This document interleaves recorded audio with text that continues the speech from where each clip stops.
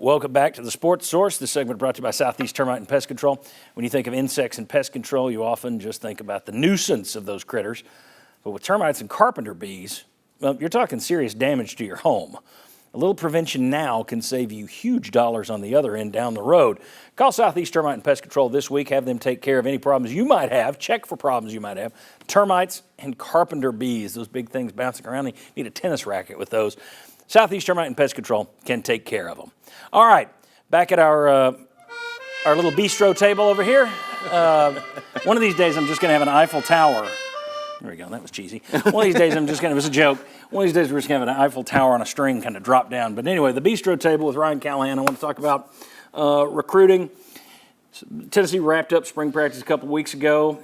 They got a big commitment on Monday from a kid who wasn't even one of the visitors at the spring game. He'd been in before, but your thoughts on Radarius Jackson? Yeah, big pickup for Tennessee. A guy that's probably not as big of a name now as he's going to be by the end of the year, but put up huge numbers last year, Sheffield High School in Memphis, and Tennessee made him one of their top priorities for months since then, since the season pretty much. Didn't have to beat out a ton of major competition for him right now. I think that was the key. I think they wanted to get him in the class before he went out and camped this summer and raised his profile even more. But I think they think he was one of their top 3 or 4 receiver targets in this class. So you look at pairing George McIntyre with big-time receiver talent, I think they've done that by getting Radarius Jackson. So big in-state target, big pickup at a position where they clearly need some playmakers to go along with Mike Matthews and what they have on the current roster. They continue to show that they can recruit quarterbacks and receivers very well. I just keep, you know me, I've said this for 3 years now. I want to see that they can recruit other positions as well. You know, you're going to need defense, you're going to need offensive linemen. So tell me, you've already said on the show a couple weeks ago that it seems to be, it took a year. You know, it took the next cycle. You went to the Orange Bowl, you won 11 games. Now this is the year when you're seeing they're swimming in a little bit better pond, or they're fishing in a better pond. They got bigger fish in there. You got to catch them. You're up against bigger foes now, but they are dealing with a bigger class, bigger type of recruit now in terms of the 4 5-star guys.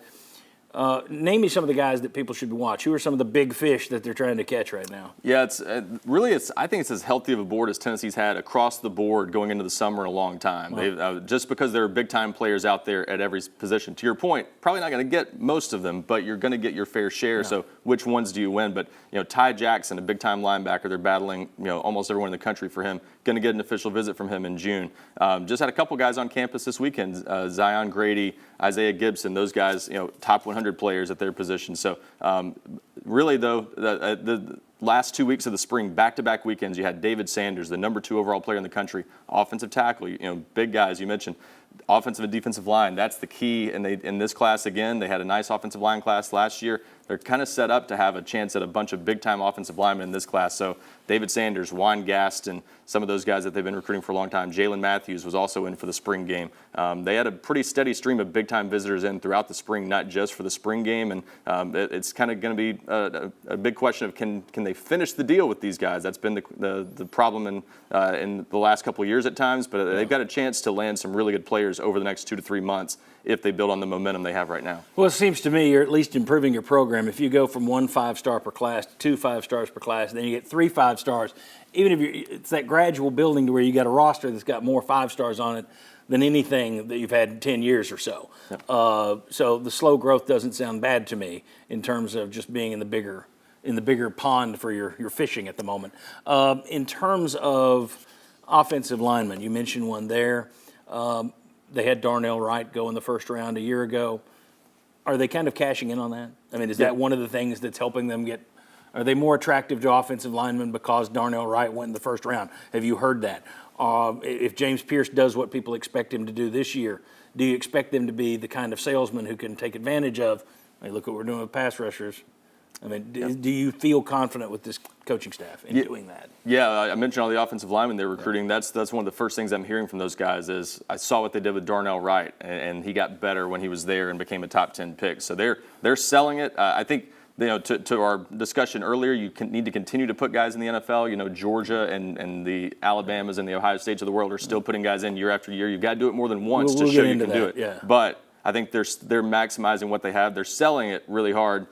Is that going to resonate enough to land some of these players? But it's at least it's a proof of concept that these guys can do it at Tennessee, and they're certainly selling it pretty hard. All right, very good. Ryan, I appreciate it. We'll be back over there at the The other set here in a moment, we're going to talk about just the overall NIL game at Tennessee. How does it stack up against everybody else in the conference? Is it comparable? Is it better? Is it worse? Let's discuss that. Then we're going to get into talent, the NFL draft, and more. Come on back on the Sports Source.